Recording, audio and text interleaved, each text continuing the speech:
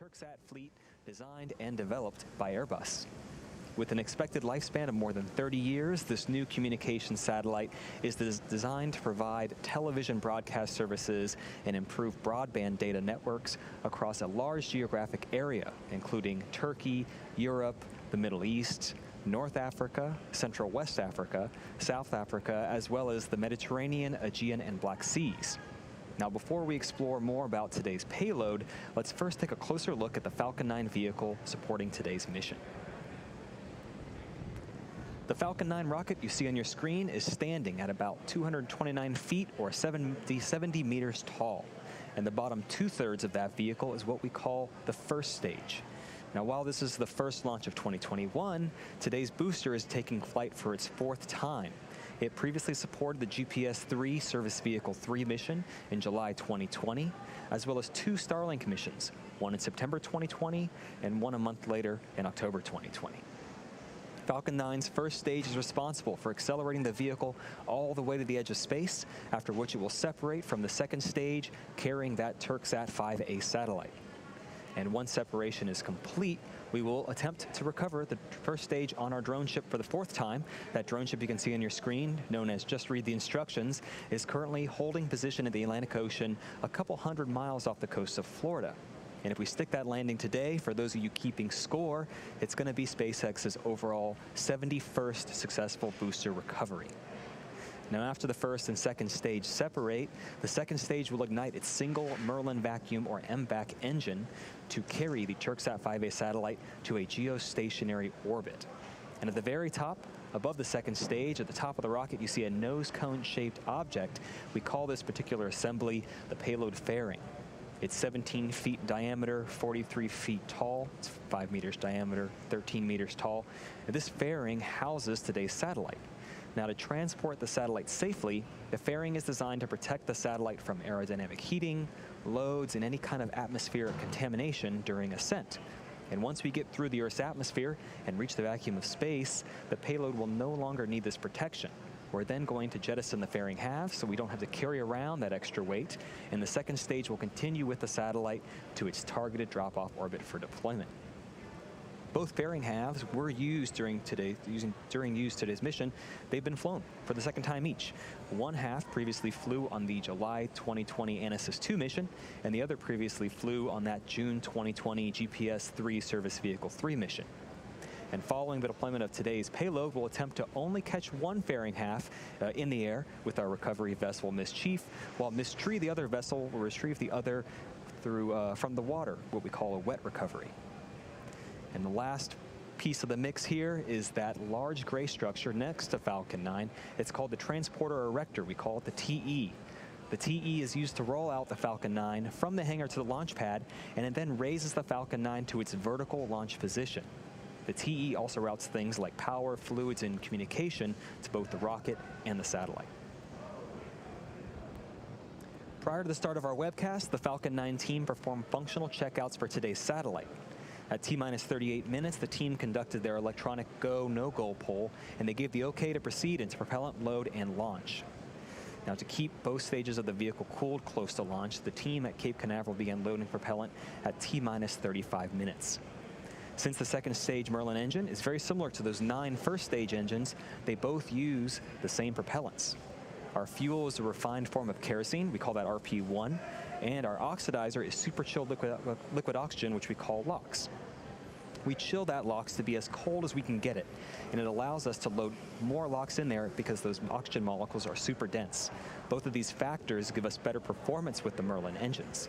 This also helps us to avoid the need to continue topping it off, and it makes up for any losses due to boiling prior to liftoff. Now, at this point, the second stage is fully loaded with RP1, and the first stage will complete RP loading around T-minus 6 minutes.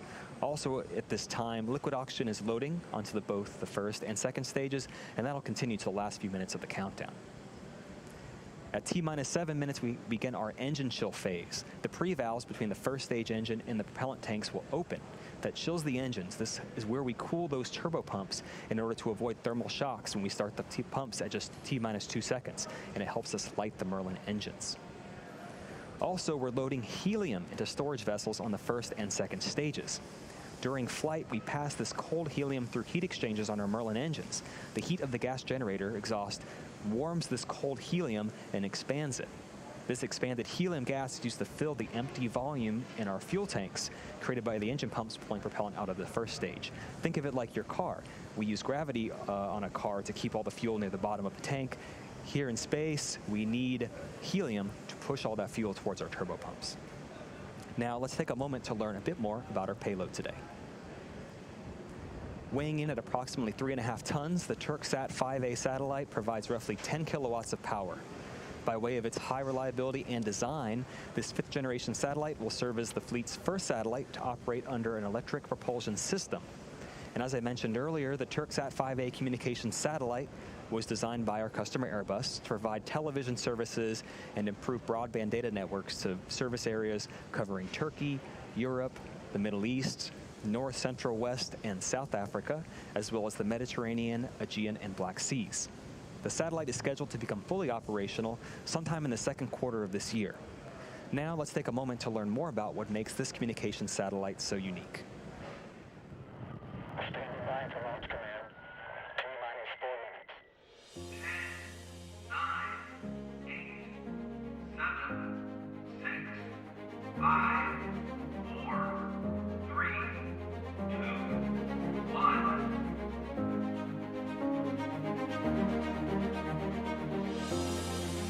Turksat.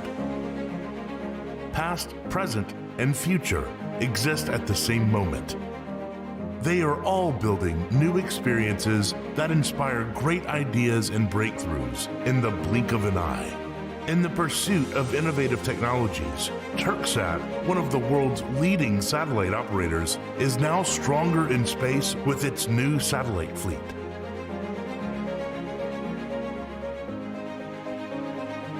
Turksat 3A communication satellite at the 42° east location offers both satellite telecommunication and direct TV broadcasting services via Europe, Turkey, and Central Asia.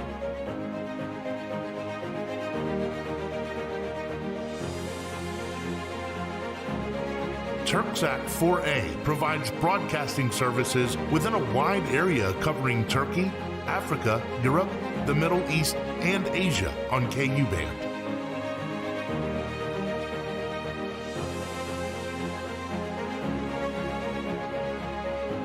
Turksat 4B, a multi-band satellite, ensures high flexibility of switchability and connectivity among different service areas and provides services over a wide geographic region between west of China and east of England, spanning Turkey as well as Europe, Central Asia, the Middle East, and Africa on both KU band and KA band.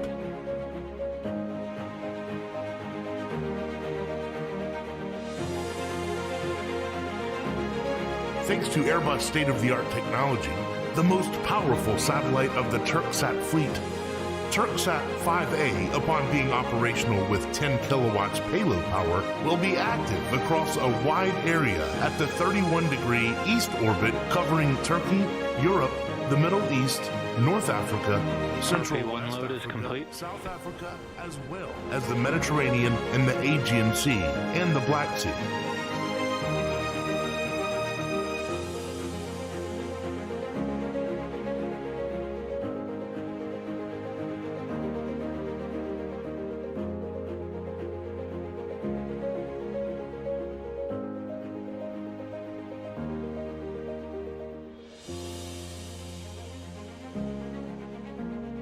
With its satellite fleet, Turksat focuses on rising values and technologies in satellite communication. Turksat is an alliance of values that opens doors to the world and inspires communication with its reliable and expert staff investing in the knowledge of the future. We are in an age where information is instantly shared. Our expectations are rapidly changing. Technology is leading us to new experiences. We proudly proceed on a path illuminated by the information that makes our lives meaningful in the age of communication. While new experiences inspire great ideas, Turksat of the future invites you to be a part of this moment. Turksat, space age and communications. Mission Control, we have liftoff.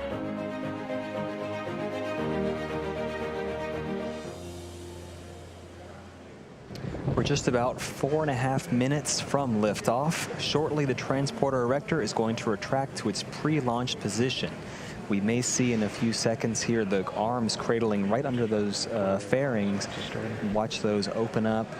What's going to happen is that TE is going to retract about 2 degrees from the rocket from vertical. And you can see right now those arms are opening up just slightly. In a few seconds, you'll see those arms back off as the TE retracts. And it's just, those 2 degrees is just a little bit of movement, but it's enough to clear the rocket to allow it to leave the pad. At liftoff, it's going to move to a position 45 degrees from the rocket. And you can see it's starting to retract a little slowly there. First stage fuel loading is complete, and we're currently awaiting for the first stage liquid oxygen loading to complete. And shortly after that, at about T-minus 2 minutes, the second stage's locks will also complete. One final big milestone before liftoff. You're going to hear the announcement that Falcon 9 is in startup mode. This announcement means that the rocket's own internal computers are now controlling the launch countdown on the Falcon 9.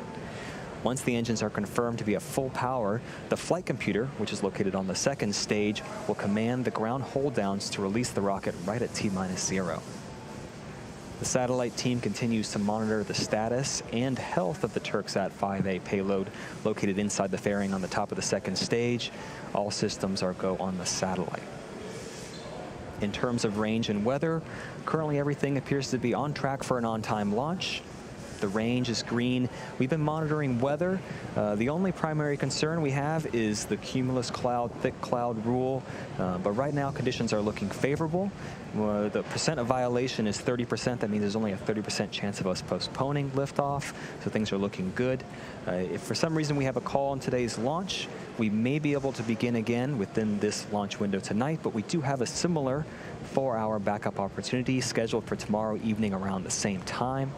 But for now, all systems continue to be go for an on-time liftoff at 9:15 p.m. Eastern Time.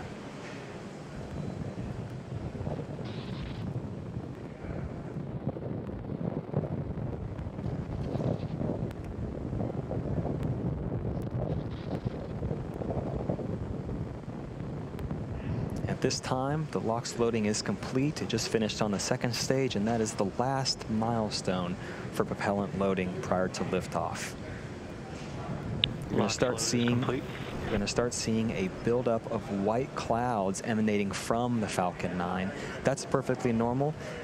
That's that excess liquid oxygen boiling when it's exposed to the ambient temperature of the air around the Falcon 9 fuselage. Ground gas closeouts. The first and second stage are beginning to pressurize for launch, and we're about 15 seconds away from that startup mode call out.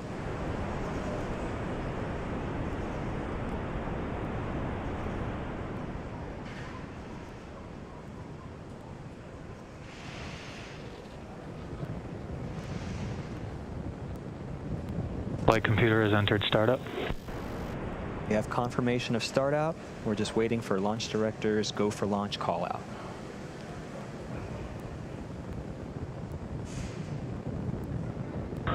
Turksat 5A, Falcon 9, LD is go for launch. And you've heard it, we're 30 seconds away. All systems are go for an on-time launch of Falcon 9 with the Turksat 5A satellite, our first launch for this year. 30 seconds.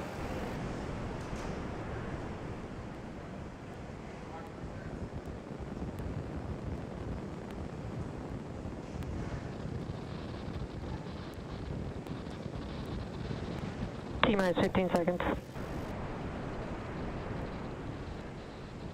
10, 9, 8, 7, 6, 5, 4, 3, 2, 1, 0. Ignition.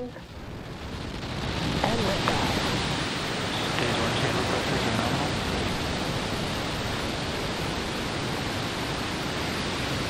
vehicle is pitching downrange.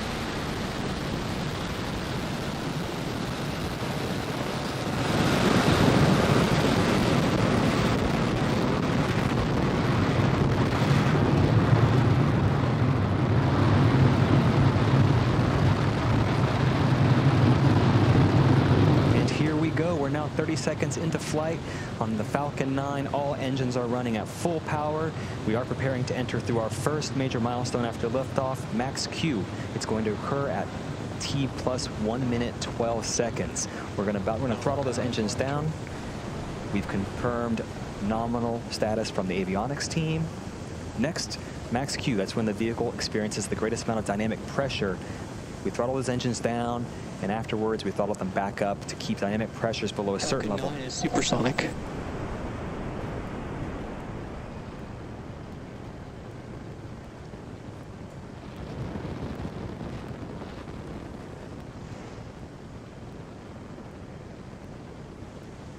Max Q. We've successfully crossed the max Q threshold. Everything is looking good with the first stage's trajectory. Next, we're going to start our MVAC chill. This is going to help us prepare for the next 3 major events. They occur one after another. The first one, those 9 Merlin 1D engines are going to cut off. That's known as MECO, or main engine cutoff. Right after that, the first and second stage will separate, and then the Merlin vacuum engine on the second stage will turn on. That's known as SES-1.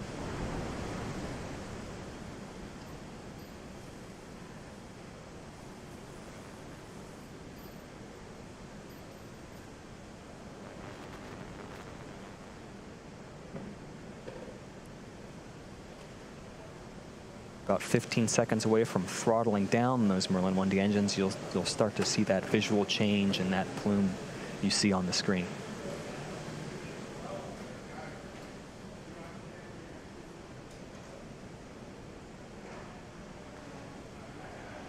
Main engine cutoff.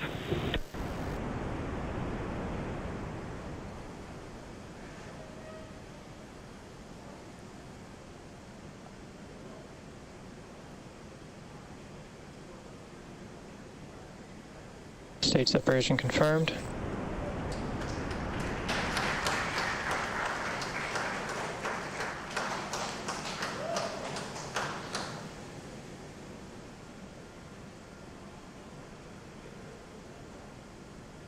All right, all good news here. We had successful main engine cutoff, stage separation, and second engine start 1. Our next milestone is fairing deployment.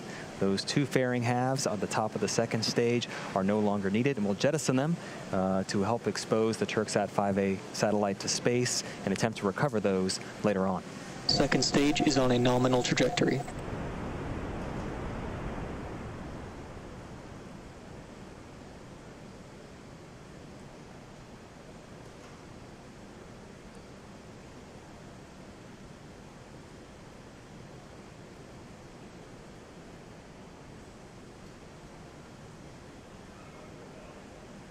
Fairing separation confirmed.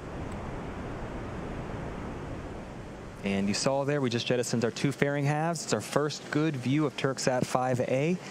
It's now exposed to space, and those 2 fairing halves are heading back down to sea level.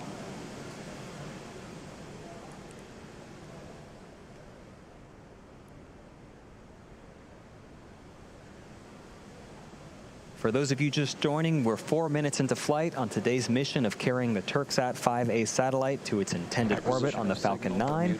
We're currently in the first of 2 planned MVAC burns. That's what you see on your screen currently. Not pictured here currently, but that's after stage separation. The first stage, we're attempting to recover it. Its velocity at separation was about 2,200 meters per second, or 5,000 miles per hour. Once the separation occurs, the first stage is still moving at such a high velocity, it continues to raise its altitude as it approaches its apogee, and then it will coast down a couple minutes before it starts its return back to Earth.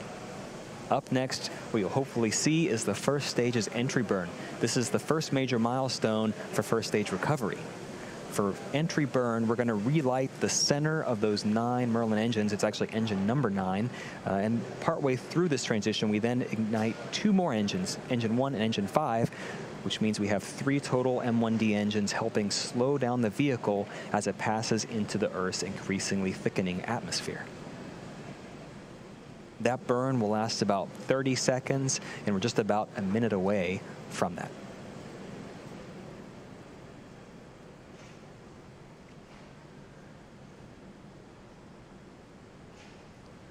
And also not pictured here, those two fairing halves, are they're making their way down. It'll take a lot longer than it will for the first stage, but we will attempt to recover those later on in the evening.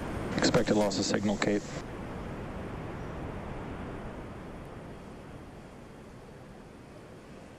First stage is now less than 100 kilometers above sea level, continuing to make its way down.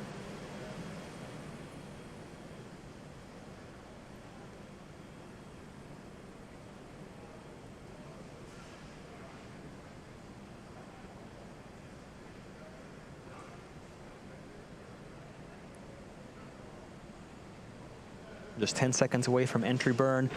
As you watch this here, watch that exhaust expand as it goes from one engine to three engines. It'll sort of elongate. Stage 1 entry burn startup.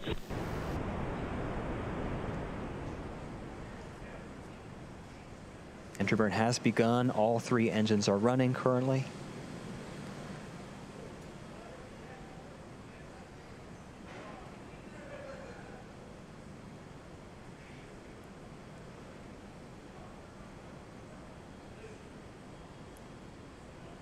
Stage 1 entry burn shut down. You heard it, you saw it. Entry burn has shut down. Next, a couple milestones happening back to back.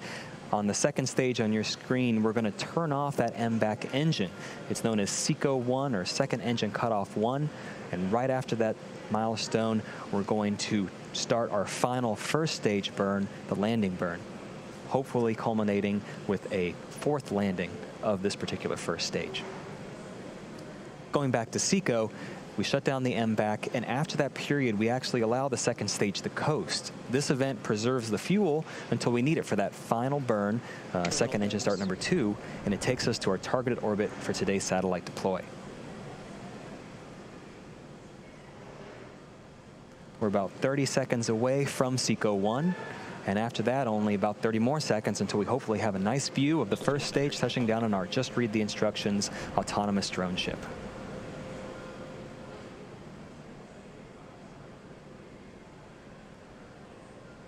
Stage 2 FTS is saved.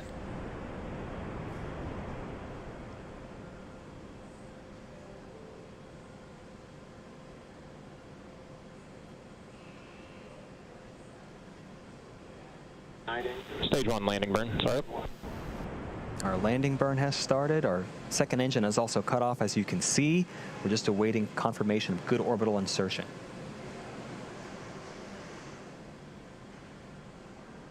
And back on sea level, you can see here the drone ship. We have confirmation of good orbit on the second stage, and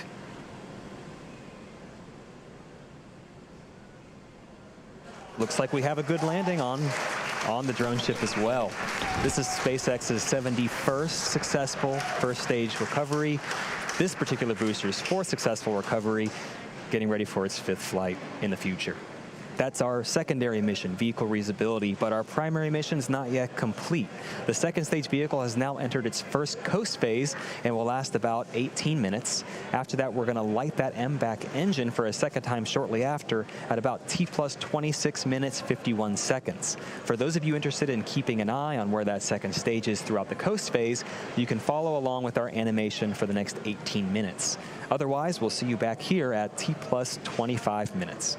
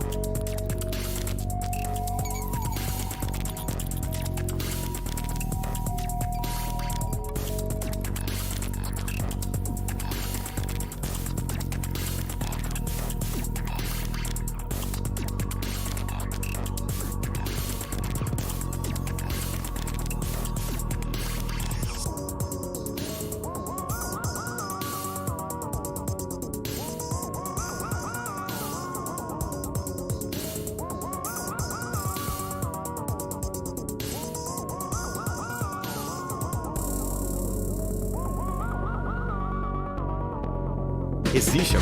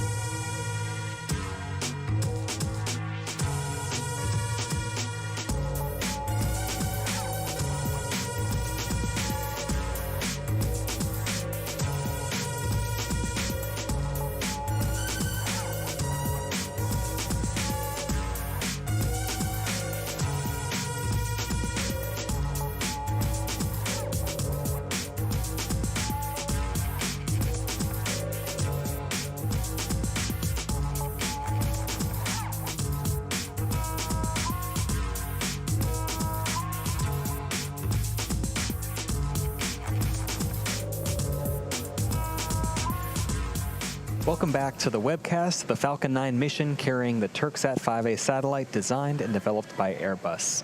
Let's recap what's happened so far this evening. We had a smooth liftoff at 9:15 p.m. Eastern Time. 2.5 minutes later, our first and second stages successfully separated. The first stage made its fourth flight and its fourth landing on our drone ship. Just read the instructions. The second stage completed its first burn and successfully inserted today's payload and second stage into their planned parking orbit where they're currently at now. Now we're coming up on the second burn of that upper stage engine in a little more than 60 seconds. Currently, the flight computer is commanding the settling thrusters to turn on and off, and it releases nitrogen gas that helps lightly push the stage and allows propellant to stay at the bottom of the tank above the engine. One thing to mention here is that the ground station over Gabon at the minute is down, so we won't be able to provide any visual views or have any confirmation of when exactly that second engine start occurs and when it ends.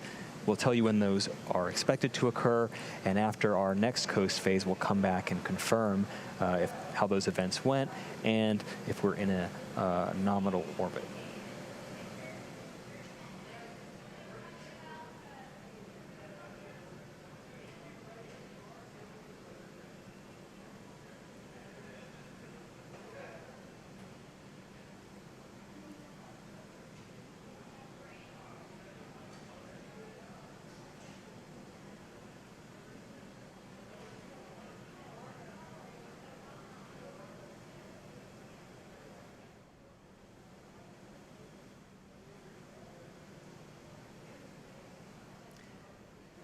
And currently, we do expect for that second engine start, SES-2, to occur. At this point, the nominal burn duration is 70 seconds. Currently, that second stage is traveling almost 8,000 meters per second. This burn is going to add another 2,000 meters per second to the Falcon 9 speed before it shuts down for a second time. This shutdown event, called SECO-2, which is hopefully 45 seconds from now, that stands for second engine cutoff number 2. This burn places the Turksat 5A satellite into the required orbit prior to separating it from Falcon 9.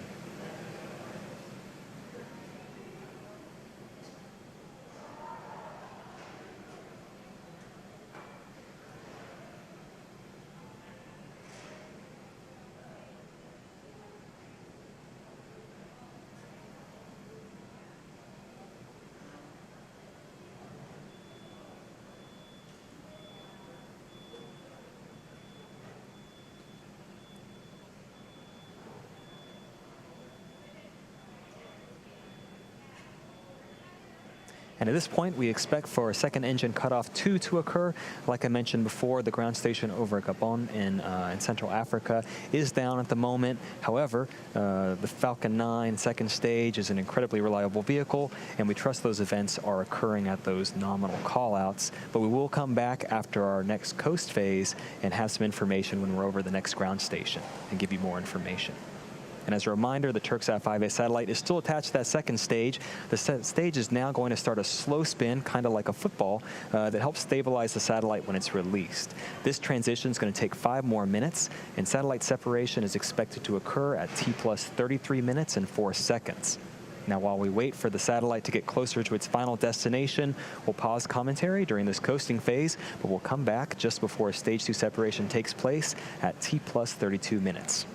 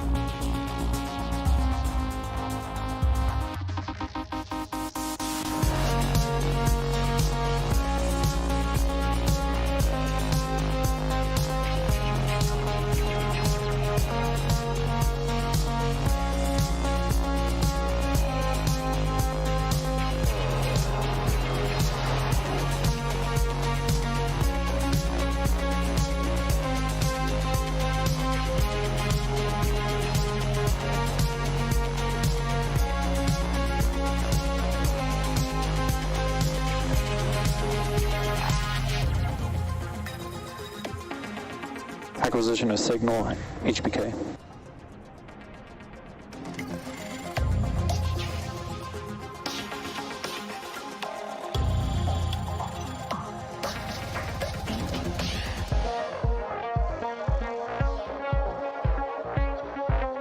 Nominal deploy orbit insertion.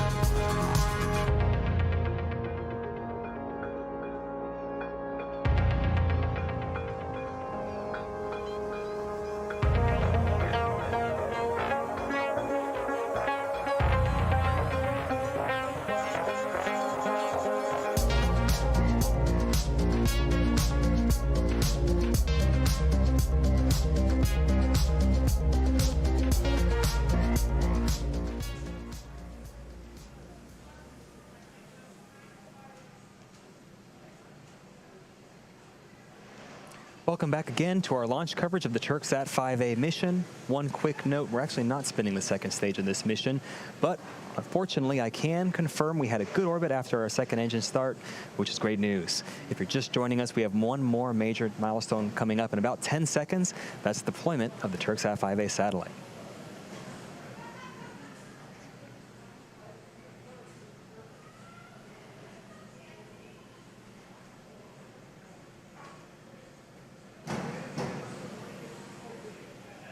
Payload deploy confirms.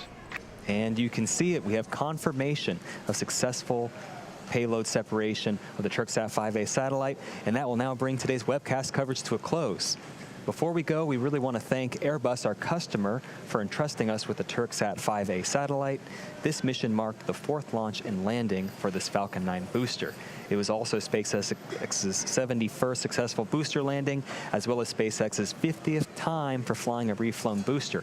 Also, it's our first launch for 2021. To the range and the FAA, we appreciate having your support and acceptance for today's mission. And to all of our viewers, as always, thank you for tuning in, and have a great evening.